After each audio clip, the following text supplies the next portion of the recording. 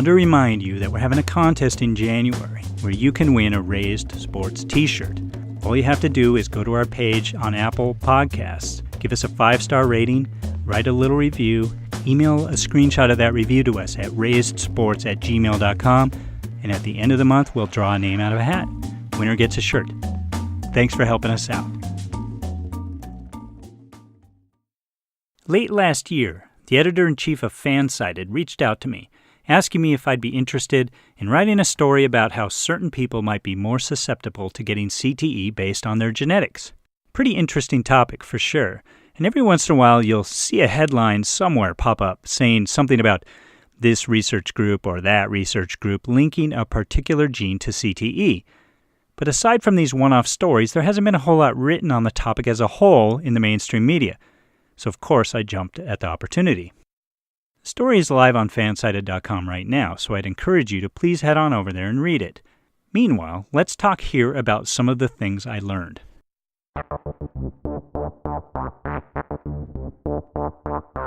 When I took on this assignment, I wanted to do two main things. First, I wanted to get into the science of it and find out what we really know. Are there any genes that are confirmed to be linked to CTE? Secondly, I wanted to put a human face on this. What do athletes think of this? Are they aware of the issue and are they actively doing anything about it? Now, I want to tackle the second part first. Obviously, I can't talk to every athlete, but I picked one in particular because of his background and his life experience. So I reached out to Xander Diamant, and he agreed to talk to me. Xander is interesting for a number of reasons. First of all, he was a high-level player, a star quarterback at Venice High School in Los Angeles, who went on to play in the Big Ten. He was a backup at Indiana University. Secondly, he's interesting to me because he quit football pretty much in his prime, walking away after his junior season at Indiana because, in his words, he wanted to save his brain. Now, a little about Xander here. He was a bit of a trash talker. He's also the son of soap opera star Don Diamant. Now, that's not necessarily pertinent to his football story, but when you picture this backup quarterback from LA, the son of an actor who runs around talking trash in practice, you can see how some friction might develop with the coach at the time, Kevin Wilson. And eventually it did lead to a situation where Xander was put in a vulnerable position. I would run around quite a bit in practice.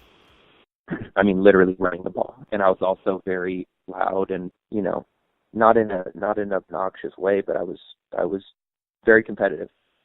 So at some point he just said, fuck it. If you want to keep running around and you want to talk shit, then I'm going to let everyone hit you, which, again, there's no logic there. But so I started taking hits in practice, which is not the norm for a quarterback. And there was this one day over, I believe it was the summer going into that final season where the training camp going into that season, I got hit. And I just didn't feel right. And it wasn't even that big of a hit. And I was like, man, this is strange. I don't like this. Another interesting thing about Xander is that even though he was very aware of the dangers of his sport, he loves it. He also advises his younger brother, Luca, who is currently a hot recruit himself at Venice High and who is weighing several scholarship offers. So Xander was fascinating to talk to because he has very nuanced thoughts on football and brain injuries. He's a complicated guy, and this is a complicated issue. On one hand, Xander doesn't think anyone should play tackle football before junior high school, which is when he started. He just doesn't see the point of it. But on the other hand, he loved the contact, even though it caused him eventually to quit early. He also thinks everyone should be tested for genes that make you more susceptible to concussions, or CTE, and if you test positive, he believes you should quit. He says he and his brother were both tested for what he called a concussion gene. They both came back clean, otherwise, he says, they wouldn't have played. If you have a gene that makes you more susceptible to concussions and you're playing a sport that puts you in a position to get concussions on a daily basis, you shouldn't play football. With that being said, if you don't have it, absolutely. If you want to play, you play.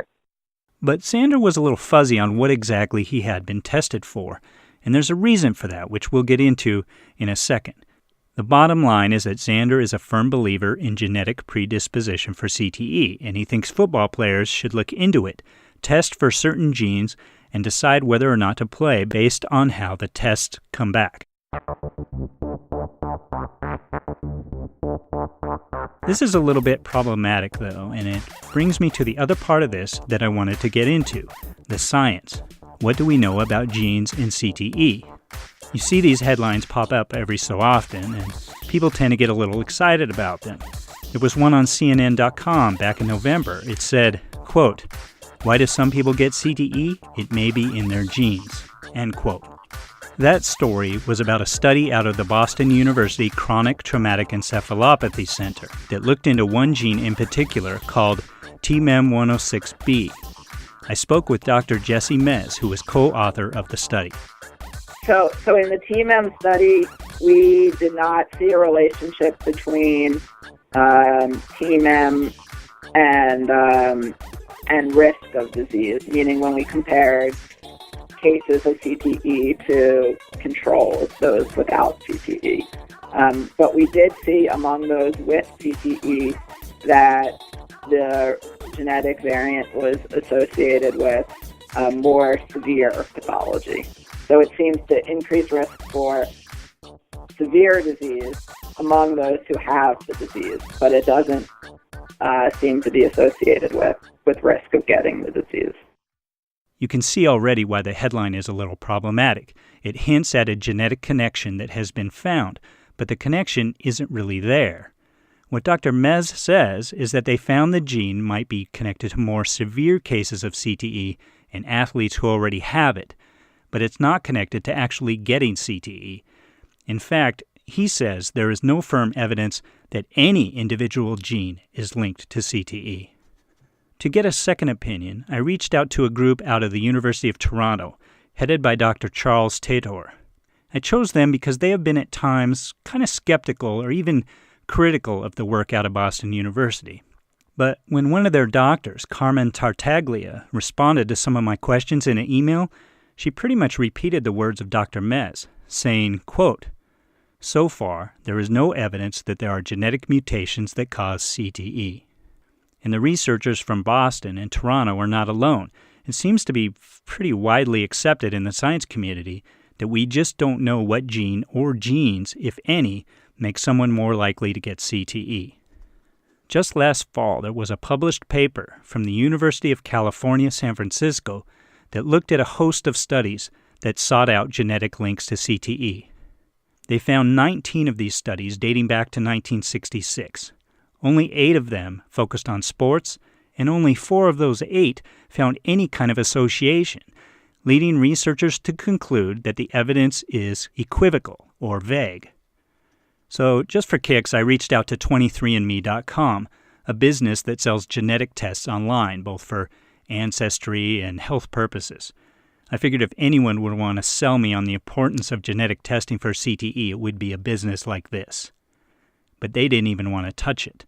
A spokesperson told me in an email that 23andMe is, quote, "not well positioned to comment on this topic," end quote.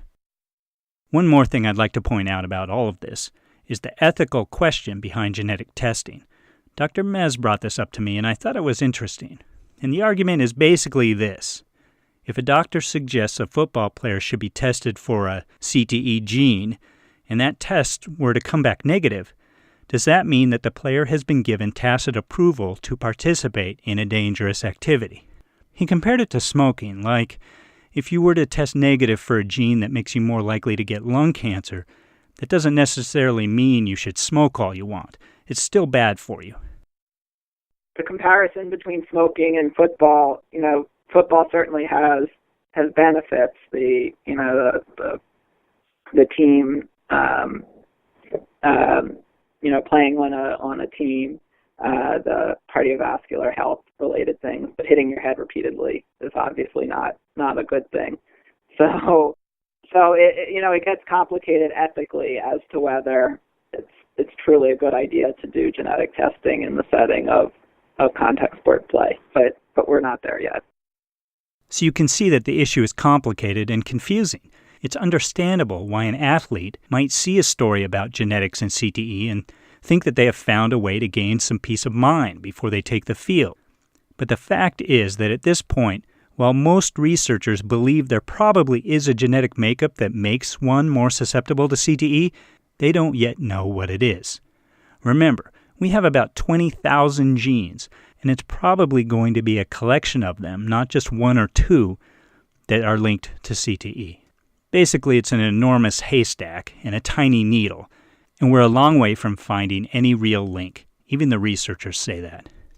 The other thing that common sense tells us is that hitting your head, no matter how you do it, is not good for your brain. That's the bottom line. So go to fansided.com and read the story.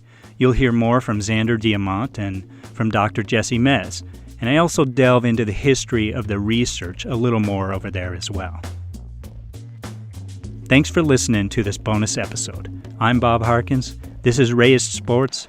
Have a great day.